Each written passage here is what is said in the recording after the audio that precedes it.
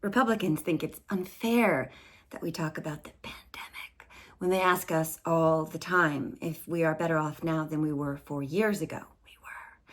So, okay, I'll bite. Let's try this without the pandemic, which you can't in reality, of course, but they don't deal in reality. So let's accommodate their delusions anyway.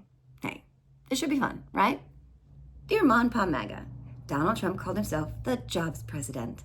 He wasn't. He was, however, the only president in the last 80 years to net job losses during his term.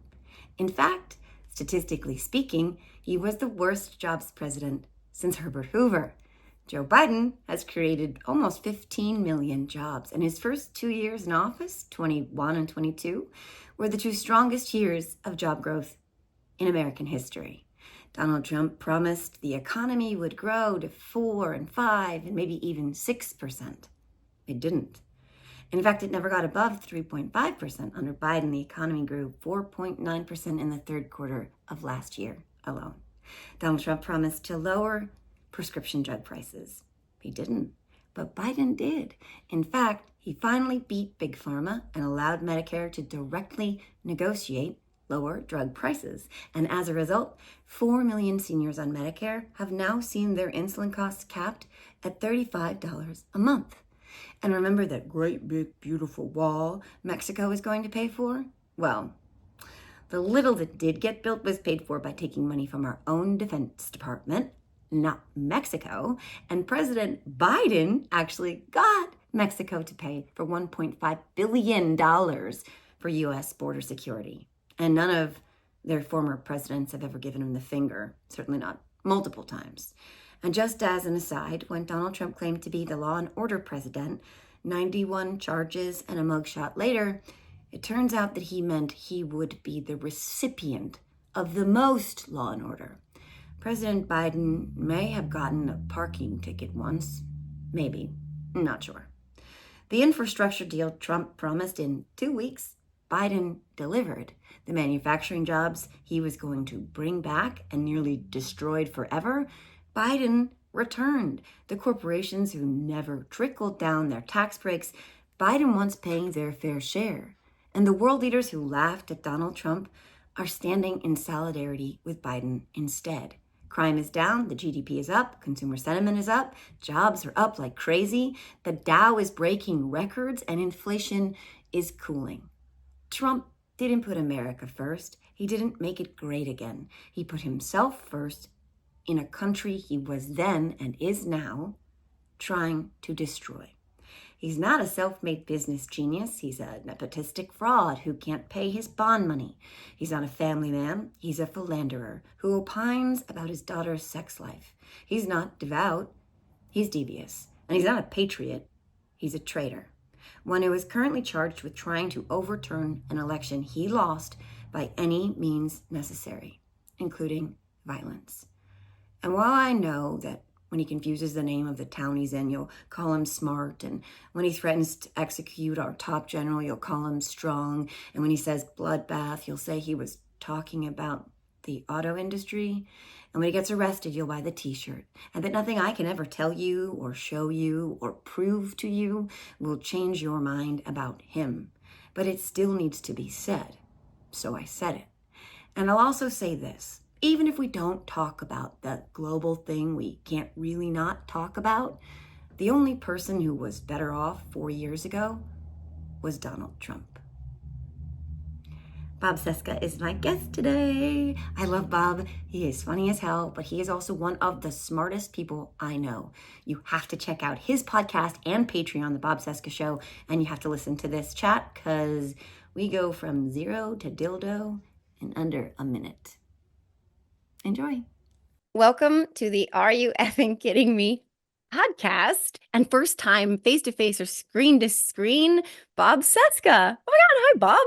Joe, it's so great to be here. This is going to be so much fun. I can't wait to get started. I'm sure it's going to be a good time. I have no doubt about that because off recording, we're just going to jump right in. We were talking about Trump's dildos. That's because that's what we do, right? Who else does that? Right. Who else has that kind of content out there? Yeah, you won't find a lot of Trump dildo discourse on Twitter or any other social. No other podcasts have the full scope of Trump dildo discourse. It's so important. Dildo Discourse was such an underrated cover album. Hootie and the Blowfish cover That's band. right. Oh my God, I forgot that album. Yes, Hootie and the Blowfish's dildo discourse. So much better than their first album. If you haven't heard it.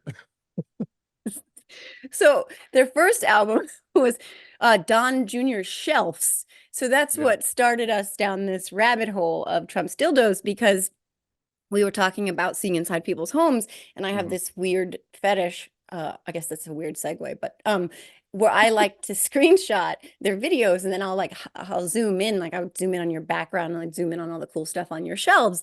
Yeah. And I've done that with Don Jr., which is really not healthy. But you and I agreed that there used to be some weird stuff on there, and one of those items looked like a very weird dildo. Yeah, yeah. And I thought, well, this is like a prototype for Donald Trump's next product. Because it astonishes me, and this is one of the things I can't get past about Trump. I mean, we're what, 9 years into this nightmare now, and I still can't get past the fact that Donald Trump at one point said, "Hey, it'd be a great idea if we sold meat in the mall, in the same store where they sell the vibrators in sharper image." So, when people are there shopping for vibrator, they go, "Oh my God, I forgot to buy meat for today, but thank God there are Trump steaks here that I can bring home for my family and poison them all."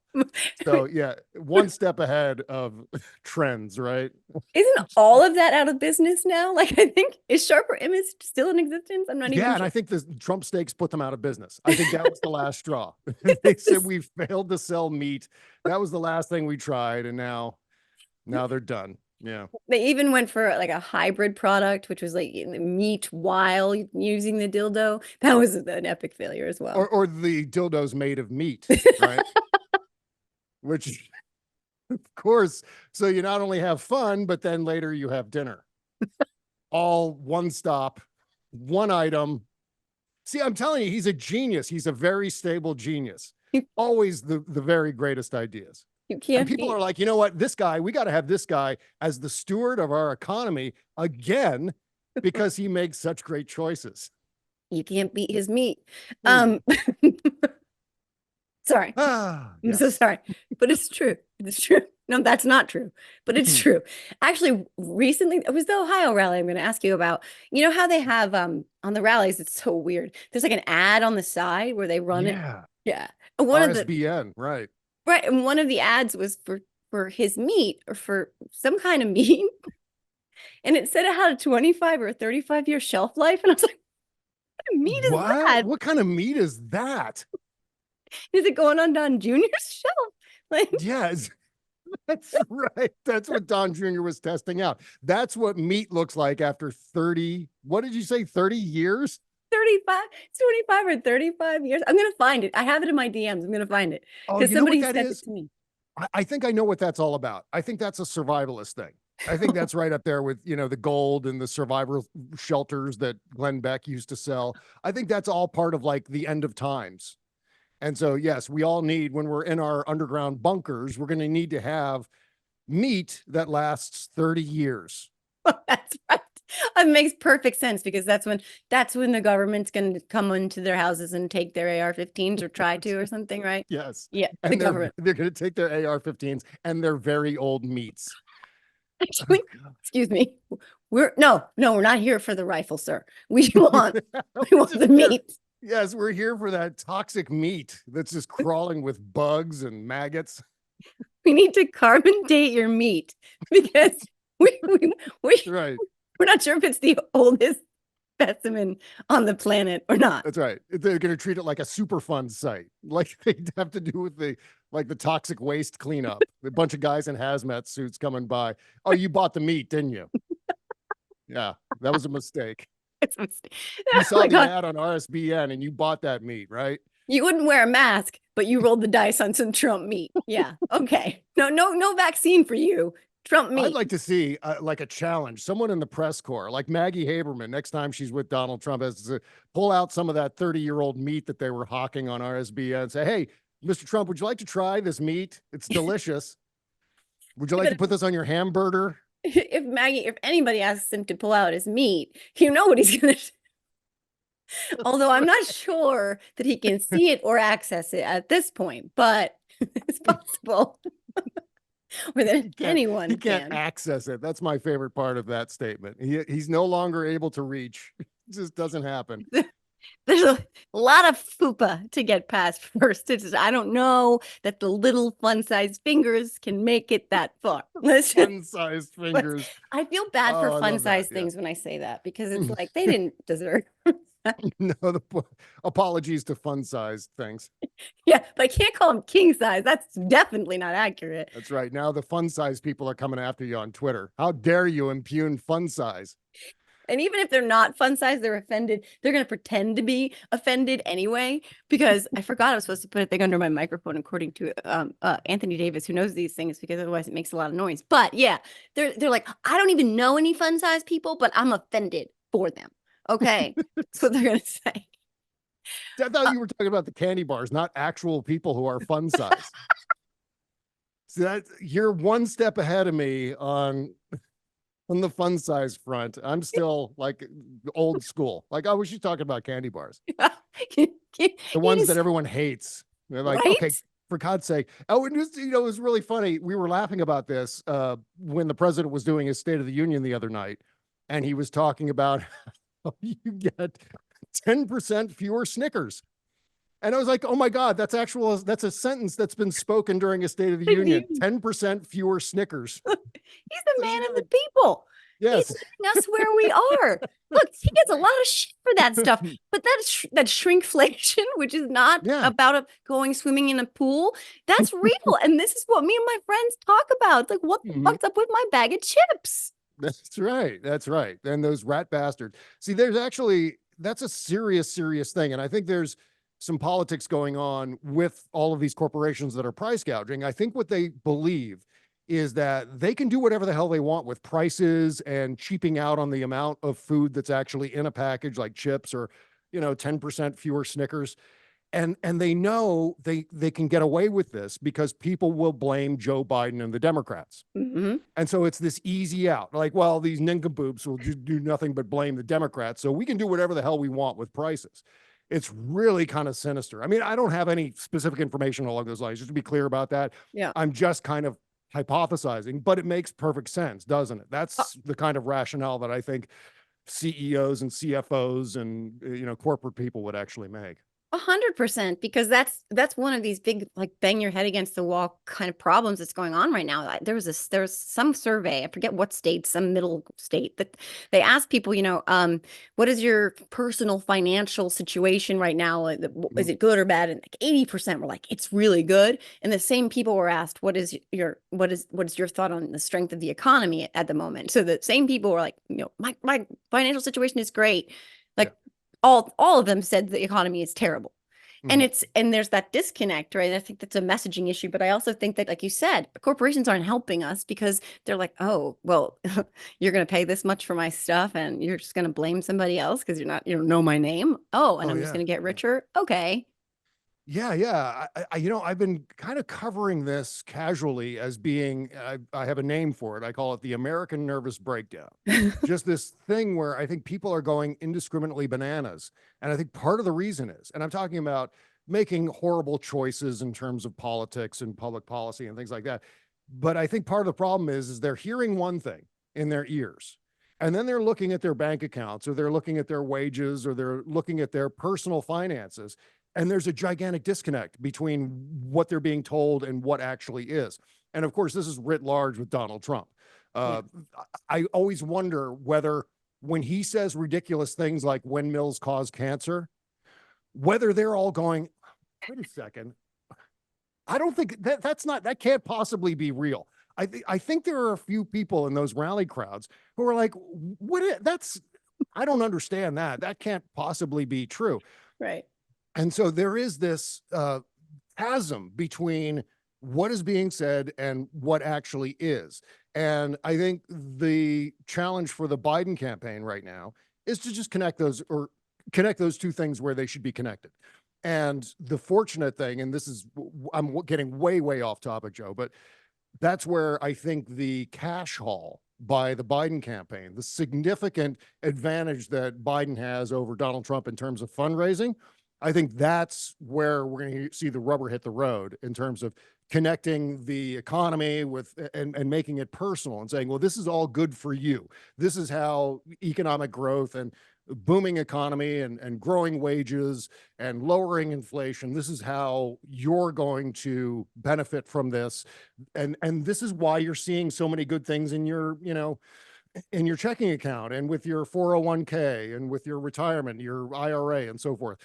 This is where the Biden campaign is going to be really, really super effective. And I have complete confidence in that over the next 6-7 months. I think you're right. And I think we have enough time to push that sort of messaging to make those two come together more closely and overlap so that reality reflects reality. And I think he's really good at that messaging. I think he's got to tap into it. But obviously, you know, we have to do something about the disconnect. But the Republican noise machine, right? Like that's what we're also up against, where they micro target, you know, moms, and they fear monger and they spin and they counter narrative all the time. You know, and there is this tendency, again, to like normalize Trump, which will jump right into this too, because at Saturday at an Ohio rally, right? So a rally that started, by the way, with Donald Trump doing the blasted salute to an anthem sung by January 6th defendants or inmates. Not really sure who they are. I've never done a lot of research on who they are, but I believe that they've all been charged with something related to January 6th. And he calls them hostages. And they do this like intro where it almost sounded like a parody, but that's how the rally begins. And then he gets into the whole immigrants are animals portion, which seems to have been overshadowed by the following, which is, he said, now if I don't get elected, it's going to be a bloodbath. And he continues on, right? He says a bloodbath. I believe he said it twice. I'm not positive, but for our country. For our country, right? Yes. Right. He did say, thank you. You're right. That's a key component, because he did say a bloodbath for our country. And what is MAGA and all Republicans? What are they all doing? And in the media too, to another extent. Oh yeah. They're saying, hold on, no, you're missing the context. Play the whole clip.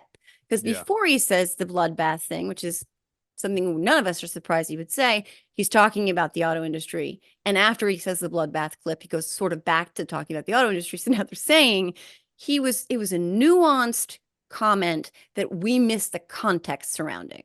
What are your thoughts on that? Yes, because Donald Trump is all about nuance, right? Everything he says, well, you know, there's all kinds of gray area and wiggle room with that.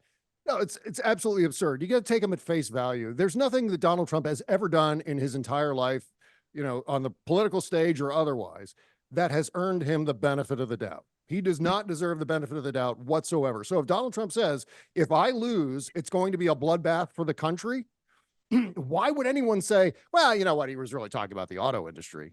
Because somehow the country also means the auto industry.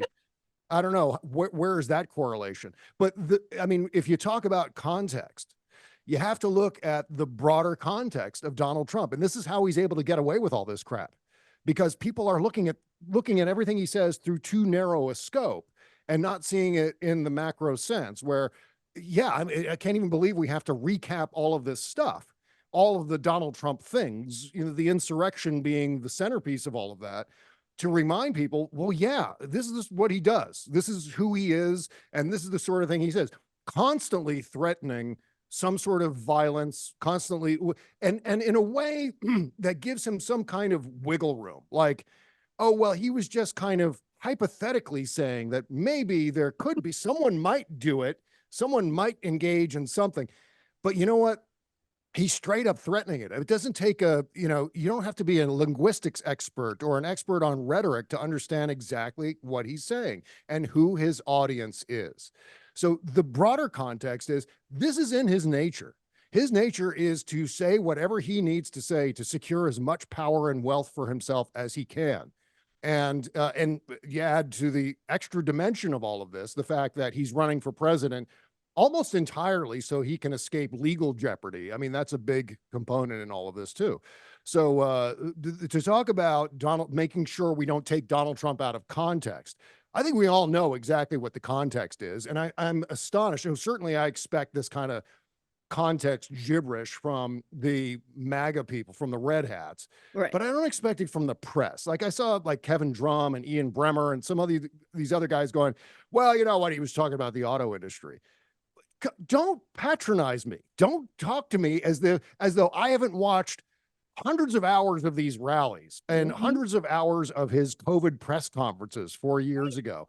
And like, I don't know what this guy means and what he says. Michael Cohen testified under oath to the House of Representatives that Donald Trump speaks in coded language. Yeah. It's just something he does. It's his mafia style.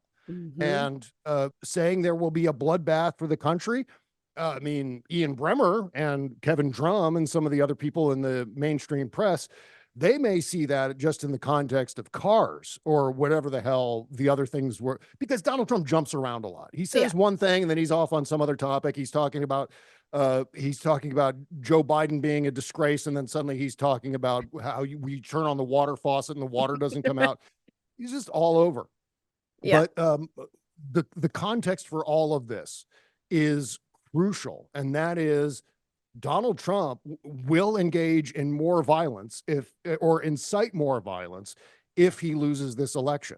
And all you got to do is go back to 2021, January 6th, 2021, and know exactly what that's all about. I mean, it's sometimes, like you said before, about this disconnect between what they're experiencing and what they're hearing. It's like watching some of this stuff, it feels like you're taking crazy pills still, right? Like, no, you did not hear what you heard with your own ears. You did not see what you saw with your own eyes. Trust me. Here's what it actually meant, and that he's still getting accommodated in any way. I was just talking to, I forget who, but like the press all Sunday was framing the question as, do you think he was speaking about the auto industry? Do you think there was a context there about the auto industry? That's not how you frame that question. It's, why is Donald Trump still inciting political violence? And are you okay with that? Not giving them an opportunity to give him an out. But this is a guy as nuanced, I wrote about as nuanced as Roger Stone's thong bikini. Okay. Like, he's as nuanced as Amber Heard's shit on Johnny Depp's bed. Like, seriously, he makes white bread look intricate. Like, he's not nuanced. He says bloodbath because he means bloodbath. And what does Mon Pa MAGA hear when he says bloodbath? They're not hearing China and the auto industry. They're hearing bloodbath. And in the same speech, he's talking about pardoning violent criminals who tried to kill our lawmakers and erected a DIY gallows with Mike Pence's name on it. We can get to Mike Pence. So it's stand back and stand by. It's all of those things, all still, right? Yeah. But there's also this thing I cannot believe we're in 2024, Bob, and we're still take Trump seriously, but not literally. Really? Are we still there? Is the press still there? I'm not there. I was never there. Yeah. Well, and the thing that drives me crazy more than anything else right now is there seems to be, and I really need to check some numbers on this, but there seems to be this ongoing amnesia. I think a lot of us have witnessed this over the years, that I think a lot of voters forgot what it was like 4 years ago. And I'm talking about not just during COVID, the previous 3 years were just as much a nightmare. I think people forget Charlottesville. People forget Fire and Fury. We're just out of the gate. Donald Trump decided to start poking Kim Jong-un. Like, okay, you know what? It was almost like he was trying to incite some form of nuclear exchange with North Korea. And these were some of the things. I mean, there was a manufacturing recession in 2019. I always like to remind people where, the money being spent on manufacturing was a teeny tiny fraction of what is being spent right now under Joe Biden, thanks to things like the infrastructure, bipartisan infrastructure bill, and the Inflation Reduction Act and things like that. But people forget the awfulness. And it's astonishing to me that actually happened. I mean, if we're talking about, oh God, I don't know, couple of years, maybe during Bill Clinton. I don't know. I could imagine during the 90s, you might forget something in politics from the 90s. Right. But 4 years ago, when we were wiping our asses with coffee filters, where what was it? The unemployment rate spiked to 14%, 9 million jobs lost. How can people possibly forget that? And then the next thing I notice is a lot of people yada-yadaing the pandemic as though, well, that doesn't count against Donald Trump, as though that's not his responsibility. Oh, he's only the president of the United States who has purview over all kinds of resources and experts to solve a pandemic. Decided as people were dying and the infections were spreading across the world, he's going, well, I'm not going to do anything because I don't want to cause a panic. I know how deadly it is. It's deadlier than your most strenuous flu. And by the way, who uses the word strenuous to describe flu other than Donald Trump, that colossal weirdo? But he knew all about this and decided to do nothing. And then he did the least he could possibly do without doing nothing once he started doing something. And then by, what was it, April, just several weeks in, he finally said, hey, you know what? Liberate Michigan, liberate Ohio, liberate Virginia. Everyone just go and do whatever the hell you want. Yeah. And that resulted in a colossal death toll. I don't know how people forget this, but they have. The collective amnesia component is something I think about a lot. And I have a video coming out. I was going to respond to your tweet because you tweeted Trump's truth about, are you better off now than you were 4 years ago? That's right. So it's a whole like Orwellian sort of revisionist history. It's like gaslighting you into thinking, wait, was I? And I was like, how do I not remember? And it's terrifying how effective it is. But the answer to that is we have these conversations and we go on social media and we push back because hopefully you are very much a trusted resource. I very much try to be a trusted resource and we just come at them with the facts. But it's interesting to me that they love to forgive Trump's last year. Let's just, obviously those manufacturing numbers, to your point, they were going down before the pandemic. There was the economy, the debt was astronomically increasing before the pandemic. People forget, thanks to his tax cut, the economy was not thriving before the pandemic, but people don't want to talk about it. He inherited a strong economy from Obama and then he destroyed it and walked away, the worst jobs president since Hoover. But they give him a pass on all of that. And yet not a one of them will ever say the inflation Joe Biden came into office having to contend with, which was, by the way, global, is the pandemic's fault. They won't say that. They'll all attribute that inflation, which we're still bringing down, to Joe Biden's incompetence. So it's like a complete double standard, but that's again, that's how they message successfully. And it is terrifying, but I want to talk about this. There's two things that he does this on that are effective. Well, three, because the election is one. He says that he won 2020, that it was stolen. I mean, it's insane, but the majority of his party believes that. And if you saw those exit poll numbers in North Carolina, like that was terrifying. How many people did not believe that Joe Biden was legitimately elected? There's the January 6th piece where they're now hostages and political prisoners, and that was peaceful protest. And I mean, I don't know how they're all of those things. And Antifa and Nancy Pelosi, aka Nikki Haley, is responsible. I don't understand that. But the one of all of them, I guess January 6th and this one, right there at the top, is COVID. Are you better off today than you were 4 years ago? When you and I and everybody listening or watching this knows exactly where you were 4 years ago, right? Like 4 years ago, we're looking at, we're just in lockdown now. You know, it was the Hunger Games to get toilet paper. I remember like crying if I could get an Instacart order delivered. But people were dying, right? Yeah. And it would only clearly get worse. But something else that I wanted to ask you about on this topic, you were talking about April and how all of a sudden it seemed like he was just like, oh no, I'm good. I want to attack masks. I want to attack social distancing. I want to, liberate Michigan stuff so that they'll fight. And there is this theory out there. Don't tell me if you think this is crazy, but that Jared conversation he had with Jared Kushner about letting people who wouldn't vote for him or wouldn't be inclined to vote for him die from COVID. And that was like a light bulb moment where it was not just blue states, but, marginalized communities, lower income cities. well, let's talk about the revisionist history component, but also, do you think there's any merit to that being possible? Absolutely. See also what I said about giving Donald Trump the benefit of the doubt. I mean, again, what has he done for me to start to believe that, oh, well, that's just rumor, that's just speculation? No, of course. I mean, it's entirely fitting within his personality and certainly how he approached the pandemic, which was entirely through the prism of reelection. Donald Trump made choices in that pandemic from the word go. I'm talking maybe as far back as 2019 when COVID first began to emerge. I think at that point, he started to think in terms of, oh, hell, I don't want to be like John McCain in 2008. John McCain got caught up in the Great Recession and the collapse of the financial markets in 2008 and wasn't able to respond to it and ended up losing that election to Barack Obama. This is in Donald Trump's mind. Obviously, I think Obama would have won that election irrespective of the financial crisis. But Donald Trump thinks, okay, well, the financial crisis screwed John McCain. I'm not going to be like John McCain.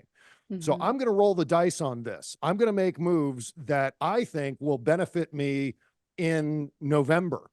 And so consequently, he didn't act. He didn't want to create a panic. What he didn't want is he didn't want the economy to collapse because he knew he would take the blame for that, or it was possible that he would take the blame for it.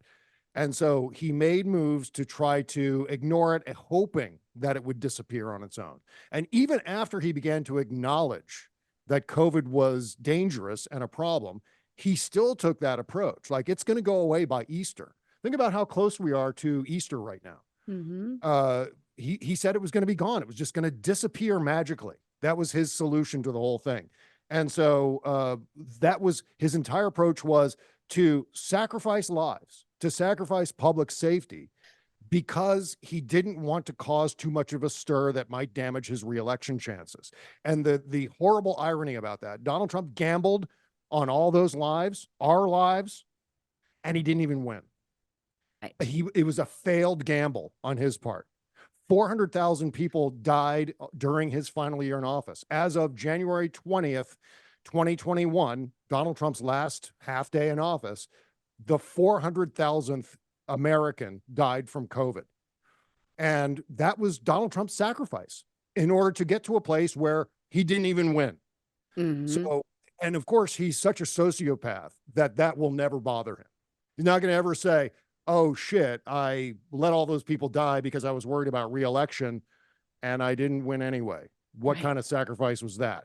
And he'll never acknowledge that death toll. I mean, at one point, there were more deaths per day in the United States than there was on 9/11 for a whole series of days. If you were to look at the top 10 deadliest days in American history, Antietam is in there, 9/11 is in there, a bunch of COVID days from 2020 are in the top 10 list of deadliest days in American history. And again, that includes 2 wars that we fought on our soil, the Revolutionary War and the Civil War. And people forget this. And yet just the other day, maybe yesterday or the day before, or maybe the clips are out there now, he said that his performance was a miracle, right? A miracle. Yeah. Well, even in the middle of it, he gave himself, I don't know if you remember, he gave himself a 10. He was asked by a reporter, what do you give yourself? And it was, I think we were like 1,000 deaths a day. And he's like, oh, I give myself a 10. Of course, there was the infamous, I have no responsibility. I take no responsibility for any of it. And he is, to your point, also such a sociopath that as this country hit 100,000 deaths in May, he went, I think it was right around exactly at the same time, he started golfing again. Remember, we were all like, well, he's not golfing. Like, at least there's that. Like, he's not that much of a sociopath. And then he was. And there's all these studies now where they attribute like 500,000 excess deaths to just his evil, not even like accidental, like purely evil incompetence. Yeah, and like you said, they were briefing him on this shit way back because they were like, okay, there's this thing going on in China. Like, I don't know what's going on. And then by January, they're like, yeah, this thing in China is like, I don't know. And then by the time we're having the cruise here, and he's dithering, downplaying, denying, not doing anything, not implementing anything. He'd fired the two people that, or the groups that Obama had put in place to handle pandemics 2 years earlier. And he's lying to all of us every day and telling Bob Woodward he knows just how deadly it is. It's a real killer, right? And then he says to Jonathan Swan, it is what it is. Numerous studies showed that Donald Trump and his incompetent response to the pandemic contributed directly to hundreds of thousands of American deaths. I mean, there were 400,000 in that final year, which wasn't even a full year. I mean, we're talking about between, March of 2020 through January 2021. But I think it's either 150,000 or 200,000 deaths are directly attributed to Donald Trump's poor, ridiculous, awful, insulting response to the pandemic. Irreparable damage that he created. And much of the time through his own example. I know sometimes when I bring this up, Joe, I get the response from MAGA trolls or just contrarians in general who say, well, there have been many more COVID deaths under Joe Biden. Yeah. Well, first of all, Joe Biden's been around in the White House with COVID, not him having COVID, but with COVID as a thing for much longer than Donald Trump. Donald Trump was only there, but dealt with COVID from March until the following January, and that was it for him. But also I compare it to this. So there's a burning building and there are people in the building and they're about to be killed by the burning building. Fire Company 1, led by Donald Trump, rolls up and looks up at the building and said, well, this is bad, but screw it. I'm not going to bother with this, putting out this fire. I'm not going to do anything about this. Just drive away. Then the building keeps burning and burning and burning, and people are dying and dying and dying. Fire truck 2 comes up, led by Joe Biden. He's got to put out the goddamn fire. And already, the damage has been done. There's not a whole lot you can do. And that's exactly the dynamic between those two presidencies. So these are all things that with our social media accounts, all of us, we need to be constantly, it's an incredible thing to say. This goes back to the amnesia thing, that we constantly have to remind people that this is the way it was, and this was the damage from it. And we can't do this again, because there will be another crisis if Donald Trump is elected in November. There will be another thing, maybe a pandemic, maybe another pandemic. How's that going to go? He said he's going to eliminate funding for any school district that wants to have vaccine mandates. And he always says, speaking of context, he never says COVID vaccine mandates. He always just says vaccine mandates straight up. Every single state in the United States, one thing that every state, red state, blue state, in between, purple state, can agree on is polio vaccine mandates in schools. That's a great thing, because every state has polio vaccine mandates, every single state, in order to attend school. Donald Trump wants to defund all those states, I guess, and bring back polio and bring back measles, and maybe even have a resurge in COVID and long COVID. And we're back to that again. Not even to mention any foreign policy crisis, any sort of we know for a fact that if Donald Trump gets into the White House again, Ukraine is going to be annexed entirely by Russia. That'll be it. And Putin will turn his attention to Poland and other Eastern European nations, which Donald Trump will then encourage Vladimir Putin to invade. And he said that out loud. Take him seriously. The ramification, and then the economy. Every single Republican administration going back at least 100 years has presided over a recession. So if you want another recession, elect Donald Trump, because he will preside over another recession. The trends dictate that. History dictates that will happen. And of course, Donald Trump is a horrible steward of his own finances. Why on earth, going back to Trump dildos and Trump steaks, why on earth would anyone want to put him in charge of the economy again? It's astonishing. Well, we're going to get to that too, because I just threw a lot at you. I'm sorry. No, it's fantastic. But in terms of why anybody would want him in charge of the world's largest economy when he can't pay his bond in the New York fraud case, which we're going to get to. But there is this thing, like this steward idea. Ow, fucking A, table. This steward of democracy thing that like this is this distinction for me that's the biggest of all, right? So, you describe them as firemen, I describe them as buses. I consider Joe Biden to be that like reliable old bus that's gonna, I always think I'm going to the mall, right? So I'm waiting for the bus to go to the mall, and this old bus comes sputtering a little bit, and the seats are kind of worn out, and its paint job is chipping, but it's a reliable bus. It's always It's not gonna even get called a bus. It's called a jitney. You can just call it a straight up jitney. That'd be an older bus. Yeah. Point is, it's going to get you to the mall. Might take you a long time. Okay. And you're not getting any fancy bells and whistles, but it's going to get you to the mall. Or your choice is the speed bus from the movie Speed. Sort of flies by. It's got a bomb on board, or it's going to blow up, and Sandra Bullock's not driving it, by the way, but it's going to get you maybe to the mall, but a lot faster, or it's going to completely explode and you're all going to die and it's going to be carnage, but it's more exciting, right? It sizzles better. Like, what bus are you choosing? You know what I mean? But so stewards of democracy, like Donald Trump was a president of the United States who attacked actively public health measures, actively undermined mask wearing and social distancing, demeaned anybody who took part in those things while people were dying by the thousands a day. That's like so, to me, criminal, and such an abdication of the responsibilities of good stewardship. Like, it is really crucial that we always continue to push the truth and remind people, like, do you remember when he almost killed his Secret Service because he had COVID and didn't, like, made them do that joyride and then the whole Evita thing with the mask, and it couldn't breathe, and he practically almost died and almost killed Chris freaking Christie, like, because he didn't want to tell anybody he had COVID. He had super spreader event at Amy Coney Barrett's, whatever you call it. Oh yeah. Sacrificing of babies. I don't know what you call that, but yeah, such an irresponsible non-steward of democracy, of public safety. I mean, to me, this binary choice between them, there's so many stark contrasts, but that is such a crucial one, right? Yeah, it very much is. And one of the things that we also forget that took place right in the midst of all of that is the fact that in Lafayette Square, when he wanted to do during the BLM protests, where people were just fed up with cops murdering black men in the streets.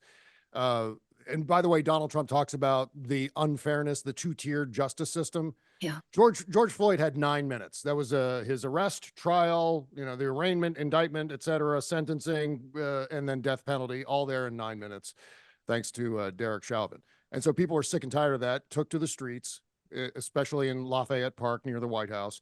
And in order to do his pandering, faker Bible photo op, Donald Trump asked Mark Esper if it's okay to shoot protesters. I mean, this is something that he considered as an option. So but he didn't do that. He just tear gassed them. So he could go and hold up a Bible in front of a church. Donald Trump couldn't tell you a single word of what was in that Bible or what goes on in that church. But he was there to pander to all the evangelicals in the midst of that for some reason, and decided, hey, you know what?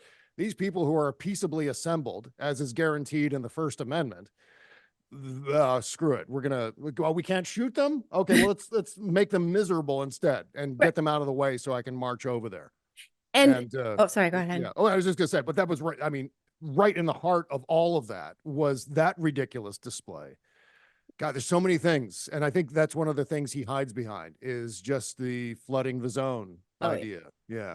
We're on to the next thing all the time. And that's the thing. We can't be on to the next thing because we have to hold them accountable for the last thing. And there's a lot of things to hold, but that's why there's so many of us, because while they may have all the shit to flood the zone with, we have the people. And that's what we have to remember all the time. But like this Lafayette Square thing, you have to also remember that some of that, or all of that, was motivated because he went into the bunker because he didn't like how loud they were being outside. It made him scared. And so he did that interview where he's like, I just went down there to have a look. And then they called him a big pussy crybaby. And he was like, I'm not a big pussy crybaby, and I'm going to tear gas you to prove it. And I want this pursed Bible for my daughter who I want to fuck. I want that. And I want to shake it in front of this church I don't go to. And it's all boarded up. And I want everyone to know that I love God and God loves me. And it was ridiculous, right?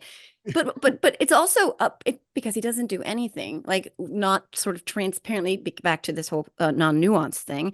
Mhm. Now in Project 2025, there is an outline for him using our military to Mhm. police our streets to put down protests against him. So Yes. like Lafayette Square was just a little taste. It was a little preview. Oh yeah, yeah, yeah. And by the way, I love your whiny Trump voice. I Thank think you. that I'm really do a good Trump. It's George Hahn doing wonderful. Trump, so it's like it's a Yeah. bit of a stretch. Yeah. Yeah. Well, and then in terms of Project 2025, I mean, this is the big story that no one's talking about, or we're trying to talk about it. We're Yeah. trying to tell people, Right. which is, I think, like you and I, our job is to like run around and tap people on the shoulder. Hey, don't you remember? Why are you forgetting this? What's wrong with you? Why don't you know this? Up is But- up, down is down. Yes, don't forget, don't forget. But Project 2025 is the way Donald Trump, and you can certainly throw into the mix Agenda 47. That's the way Donald Trump becomes a dictator. I mean, it's right there in black and white. The Heritage Foundation has composed all of this. It's a roadmap for Donald Trump to become president for life, the American Vladimir Putin. That's exactly what Donald Trump wants. And that's not just politically, but financially. Donald Trump wants to be a Putin style, Russian oligarch style kleptocrat. He wants to pillage the American treasury for his own wealth. And that's exactly what he's going to do, because there will be no one to stop him when he does. Because first thing he's going to do is he says he's going to drill baby drill and start his deportation thing, which he may do those things. I don't know what he's going to get from drilling. We're producing more oil now than any country has in the history of human civilization. Right. But anyway, so I mean, that aside, that's window dressing for the red hats. What he's really going to do is he's going to fire 50,000 federal workers and replace them all with Trump loyalists who are right now being interviewed and set up to take the jobs on day one. And then he's going to move the Department of Justice under direct control of the White House. It will no longer be an independent agency, obviously with some political appointees in there, but independent of the political aspects of the White House. He's going to change that so that the Department of Justice becomes his own personal Gestapo. And by the way, the Department of Justice includes an agency known as the U.S. Marshals. And the U.S. Marshals are the ones who would drag him out of the White House if he decides to stay beyond his four-year term. So, and the worst thing, I think the most unspoken thing about all of this is once Donald Trump gets into the White House, he doesn't have to run again, whether constitutionally or extra constitutionally. There's a teeny tiny sliver chance that he's just going to stay for the 4 years. He doesn't have to run again. Any president going into a second presidential term where they can't run again, they're kind of freed of any political considerations. They don't need to run again so they can do things in a bolder way. They can achieve more things that they want to do without having to worry about how it damages their reelection chances. Donald Trump's got that. And he's going to obviously operate as though, well, it's not just one term, it's forever. I mean, remember, he said this publicly, and I'm putting this squarely in context, by the way. He has said publicly many times that he deserves a do-over of his first term because of the Russia investigation and all the other investigations, how vicious everyone was, how mean they were to him. So he's thinking in his mind, and he's softening the ground with his supporters. Yep. I get a do-over. So he's elected in November and is inaugurated in January. That's the do-over of his first term, meaning he could just stay. And people are like, well, Bob, there's term limits on the presidency. How he can't do it. Okay. Yeah. Okay. Try to remove him. Try to remove him next time around. See Right. who's going to do that. Is it going to be one of his 50,000 loyalists who's going to remove him, grab him by the scruff and drag him out of the White? No. There's no one to enforce any of this crap. Right. So yeah. And then meantime, the other thing, one last thing he's going to do is, you were talking about the military. He is going to have the military arrest peaceful protesters and charge them with the Insurrection Act. I mean, he's going to hit them with the heavy duty charges just for protesting, undermining Donald Trump's presidency. So that's just for starters. So this is I think it's great. We've been talking about what's happened already. And now what the next step is going to be, how much worse it's going to be next time around. There will be no one to tell him no next time around. Exactly. And that's horrendous and dangerous. And the end of democracy as we know it, which the trolls will say, we're a constitutional republic. But I digress because yes, I mean, like, we don't have to guess what he's planning to do. He's saying these things out loud with context. There's a website there. You can look it up. Project 2025 has a website. You can read all about it. It's right there. Right. Not trying to hide it. Right. It doesn't have any nuance to hide it. And he's softened, as you said, softened the ground. He's pulling the base along. He's normalizing these ideas enough over and over and over again. He does this all the time where he finds one, like, incendiary thing and he test balloons it and then he kind of folds it in all the time, like the dictator talk, which is like, what? He's a dictator? And it's like, oh my God, he's a dictator. And I was like, I said dictator again. Oh my God, oops, I dictatored again. Oops, I keep dictatoring. And then they're like, maybe we do need a dictator. I think we need a dictator. And they're like, that's going to be great. Dictators are great. We need somebody to come in, strong man. And it's like, really? You think that's going to work in your favor? You think you're going to be the one who's not giving him your cash and your wife and your farm? And no, you're not going to be sitting with the, at the fancy tables with the bougie dinners. You're going to be the one in the work camp giving him all your money. But like, that's what he does, is he brings people along, like, but the base along with this crazy so that it's all normalized, and it's propaganda and it's terrifying and it's stuff that they're all like, that sounds great, but it's really not beneficial to any of them. And that's why it requires so much pushback. But he gives us a little bit of a gift in that way, because he doesn't have any capacity for speaking metaphorically. And yet there's still, like, going back all the way full circle, and yet there's still, the media is still trafficking in this. But did he mean it that way? And it's like, I want to bang my head against a wall. It's maddening. Yeah. Let's talk about context. God damn it. There's so much context. What the hell are you talking about? Right. Yeah. And the thing is, there's, again, going back to disconnects. There is this disconnect between, well, yeah, I think maybe we should try a dictatorship, because I saw one interview, I think it was Good Liars, or maybe it was Jordan Klepper or someone was talking to one of these Trump supporters, and they're like, yeah, I think, America needs to be, grabbed by the lapels and smacked around a little bit or whatever. And maybe we do need a dictatorship. But by the way, I love democracy and the Constitution. Yeah. And don't come for my gun because it's protected. Yeah, one of these things is not like the other. These are not, there's no Venn diagram overlap between dictatorship and democracy. These are two separate circles.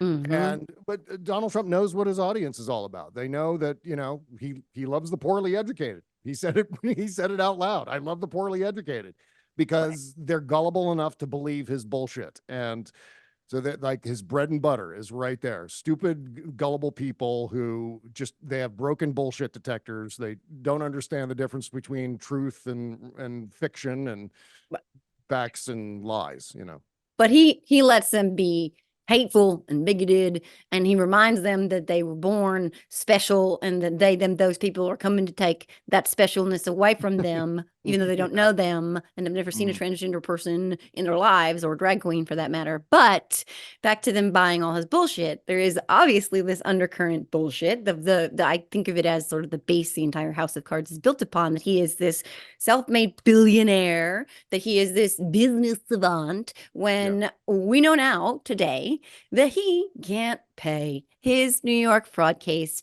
bond. The $464 million, is it? The $464 million bond. I can't pay it. It's too much. We went to all the insurance companies and they were like, I don't even know you. And so can you maybe not make me pay? Like, I thought it was a billionaire and he had tons of money. I can't even believe Chubb did it. I guess, Donald Trump did put up a lot of collateral for the Chubb bond. Yeah. On the New York State thing. Yeah. And E. Jean Carroll. On the E. Jean Carroll. Yeah, that's right. Yeah. That's right. I'm getting all my legal liabilities mixed up with Donald Trump. I can't keep track. There's so much. He says he's worth $9 billion, Joe. I mean, that's the number he said out loud. I'm worth $9 billion. Big number. Mar-a-Lago itself is worth $1.5 billion. Let's just take the Mar-a-Lago quote at face value. And we're talking about, let's put this in context for the press, by the way, that the context is Donald Trump routinely, and has been found liable for this, routinely inflates his assets when he needs to and deflates his assets when he needs to. And by the way, whenever he talks about deflating his assets publicly on Truth Central or whatever it's called, I want to alert the IRS, because that's a gigantic red flag for tax evasion. But anyway, I digress. Let's just say Mar-a-Lago is actually worth $1.5 billion. He could sell Mar-a-Lago, pay off his legal liability, or pay off this bond at the very least, for starters, and he would still have $1 billion left over, which he could then use for his campaign or whatever. Wouldn't have to beg his fanboys to give him any more money. He could just use that. He could just sell Mar-a-Lago and he'd be, completely free of any of that. But of course, Mar-a-Lago isn't worth $1.5 billion. What did Judge Engoron put it at? What, 25 million at most? Yeah. Yeah, and so that's the extent of what that property is worth. Again, he said he was worth $9 billion. He could pay off, the New York State judgment, and he would still have $8.5 billion. I mean, that's a lot of money. I mean, I'm no math expert, but 8.5. If you have $8.5 billion, you don't need to worry about money. But he, of course, doesn't have any of that. He's cash poor at the very least. He famously, does a 9 billionaire use Scotch tape to tape his tie together? No, of course not. So he's not a wealthy man. And this is, and he's not a business genius. These are all myths that he has created for himself, that Mark Burnett at The Apprentice helped to create for him. And the sooner we can disabuse people of that nonsense, the better off, It's fictional Trump, and it's the same Trump that Burnett invented, really. I mean, it's the same Trump that you and I know Noel Castler knows was peeing his fucking pants on The Apprentice and saying the N-word. But Mark Burnett was like, I'm going to make this sexy show that as a kid, I confess, I thought was super entertaining. I was like, oh my God, Mary Lou Henner, are you going to get fired this week? Because I need to know. And I'm like, Piers Morgan should win. And I drank that Kool-Aid because it was packaged in that way where it's like, oh my God, this is amazing. This is all like endorphins and dopamine. And I'm like, this is super fun. And that's the same Trump that we see today, obviously, without all of the editing, but with the same filter on the brain, right? So that like what you see is not what you see. They're seeing this like picture of vitality. Even Kara Swisher said he's like more vigorous than Biden. And it's like, oh, is this really what we're saying? But this is the mythology, right? But this mythology that he's this billionaire just like rolling around in dollars and like he's just, and that, but he also, he has this other problem where he keeps having to contradict himself, because in that case, he's a bazillionaire, right? But in other cases, he's destitute and he's just a politician. Or when the stock market increases, he's not benefiting from that. In fact, that's just for rich people. He's just a politician, or that it's indicative of the fact that the markets seem to think he's going to win, which is also backwards. But like there's all of this fictional Trump, and I just think it's so funny to me, because we know now he can't afford that bond, but the cult is not going to see that, and Fox probably isn't even going to cover it. They're going to be like going along with the same bullshit lies that they've been going along with all this time because they believe what they want to believe, right? Yeah. I mean, he is a con man, and an obvious con man. Yeah. It's important to use the word obvious, because it's abundantly clear that he's a con man. There's no mystery to that. There's no, well, maybe he is, maybe no. It's very obvious that he's a con man. And yet 74 million people in the last election just didn't care, or they didn't notice, or they don't realize that they're being suckered by an obvious con man. It's right there. It's right in front of you. Why don't you see it? That's the thing that drives me crazy. He's already given them this magical edible gift of feeling legitimized in their bigotry and in their hate and in their sense of superiority. So once he gave them that, he's got them forever, right? Like, I think he could shoot someone in the face and shoot someone on Fifth Avenue. I think he could do anything. You could tell them anything about him. You could have a video, I don't know, of him like fucking koalas. I don't know. Honest to God, I don't know that he could fuck a koala, but let's just say he could.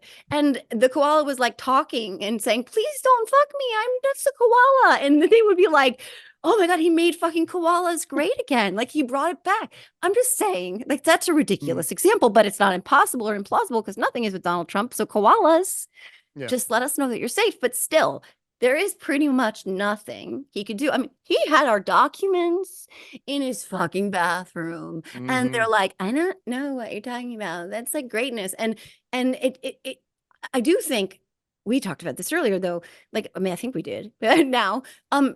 No, maybe it was a different interview I had, but there. I know exactly what you're doing though, because that happens to me all the time. Yeah, but the thing is, he doesn't want us, the American people, to see any more information about that case. The documents case in particular is the one where I'm like, he really doesn't want us to see this before the election because we're going to find out some shit. But he doesn't want us to find out or hear any of the truth, the facts that we don't already know, because they're going to be so damning that he's able to delay this stuff long enough. And he's got Cannon down there, frigging, loyalist, crazy person, that he needs this stuff as far away from the public eye as possible for as long as possible, because if he can get insulated in that White House again, it can all come out and they can't touch him.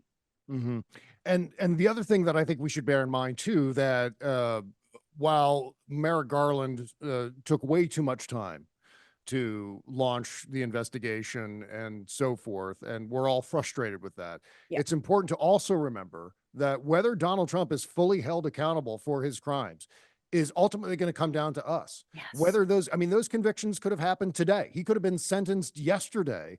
And for those sentences to stick, we would need to make sure he loses in November. Otherwise, he's going to pardon himself, etc. He's going to wiggle out of accountability. And, people say, well, Fulton County, he can't pardon himself for that, or New York City with Alvin Bragg.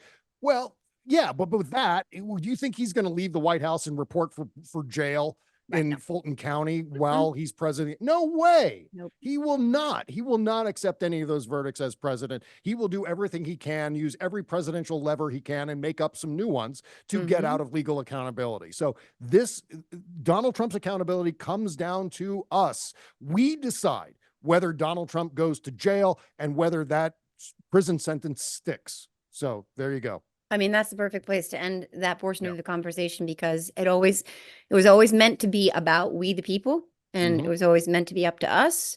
It should have probably been ended when Mitch McConnell had the chance, but it wasn't.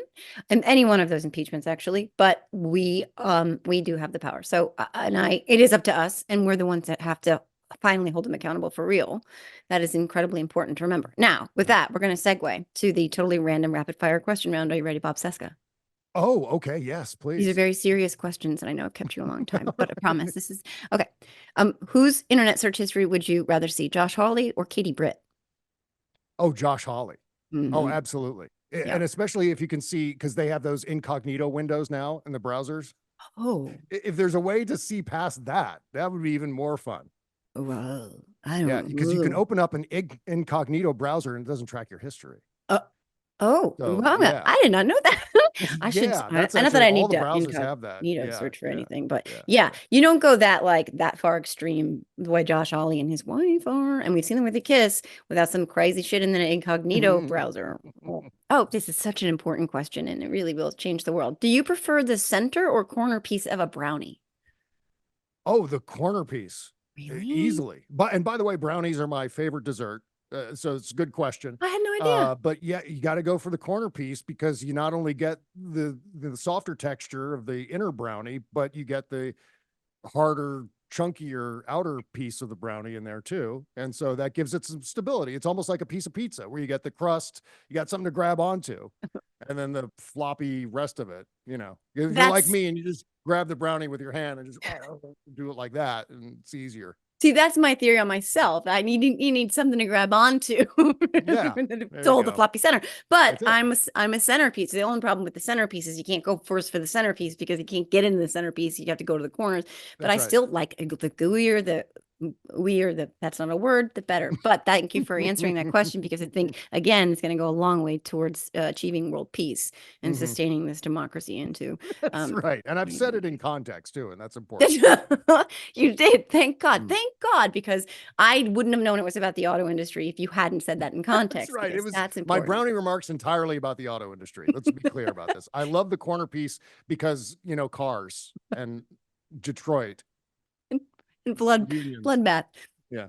By the way, did you know that all of that birtherism was just about the auto industry? Because that was shocking to me. I was like, right. God, damn us. We're so, my God. We know what we are. We jumped the gun and we just jump to conclusions and so short-sighted. Sensationalistic. We're hyperbolic partisans is what we are. Really, really. Yeah. Socialist lib fucktard, all those things. Okay, so we got real quick to wrap up. You have not one but two shows, Trek Politics and the Bob Seska Show, and you have a Patreon, right?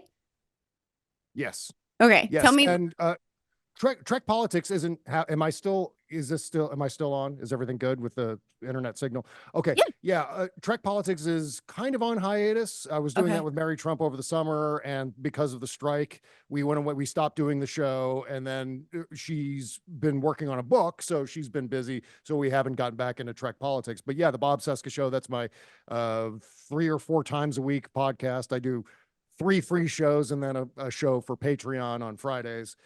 With Kimberly and yeah, bobseska.com, also bobseskashow.com. That's the more important website address because that's for the aforementioned Patreon page.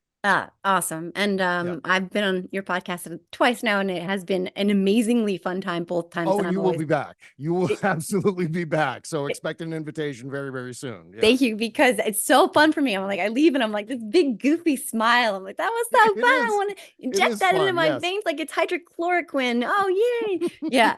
I mean, that's so fun. And it was incredible to have you on mine finally. Yes, to meet such a blast, Joe. Screen Thank to you. screen. Yeah.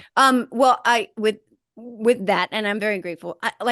I wish you could help me really fast, maybe, because I need a tagline to say goodbye to people. Because always every week I'm like, well, that does it for this episode of the Are You Effing Kidding Me podcast. And thanks to my guest Bob Seska, which is not every week. And then I go, bye, but I need something like what do I say? Like, I don't know, like eat a carrot. I don't really know. Like, how do I? What's like? I need a tagline. Like, call your mom. I don't know. Like, See, I'm the wrong person to ask because I just end my show like I end my interviews like I do like a phone conversation. Okay, we'll talk to you next time. Okay, bye. Bye. Okay. You, all right. You hang up first. You hang up first. I'm doing you hang up first. There you go. Bingo. There it is. See? God, you just gave me my tagline. You're such a genius. I knew this was the right person to ask. I knew it. Okay. Well, that does it for this episode of the Are You Effing Kidding Me podcast. My thanks again to my guest, Bob Seska. You're welcome. Thank you. Thank you, Joe. Are you going to say it? Thank you. Wait, I just forgot it now. What was it? Hang up first. Okay. Holy shit. Oh my God. My brain just short circuited. Okay. Okay. Well, that does it for this episode of the Kidding Me podcast. Thank you to my guest, Bob Seska. Bob Seska, thank you so much. Okay, you hang up first. Now you hang up first. You hang up first. No, you. No, you. Okay, I'll hang up first.